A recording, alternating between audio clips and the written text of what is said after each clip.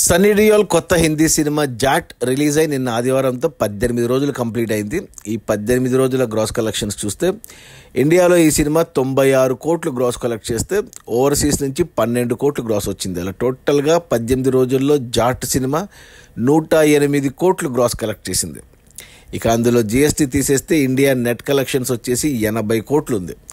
ఈ cinema budget 100 కోట్లు అయితే 80 కోట్లు వెనక్కి వచ్చే 18 రోజుల్లో ఇంకా 20 కోట్లు వెనక్కి వస్తే సినిమా హిట్ అవుతుంది బాక్సాఫీస్ దగ్గర కమర్షియల్గా.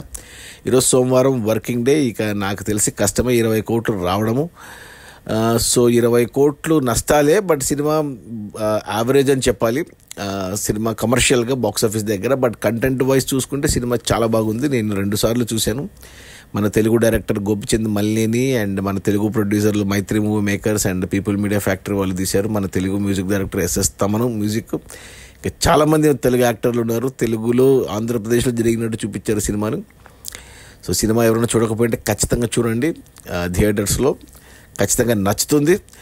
ఇక ఓటీటీకి వస్తే మాత్రం అస్సలు మిస్ అవ్వద్దు.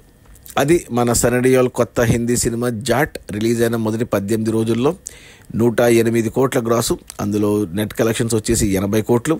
సినిమా బడ్జెట్ 100 కోట్లు. ఇంకా 20 కోట్లు రావాలి సినిమా హిట్ అవ్వడానికి, కొద్దిగా కష్టమే.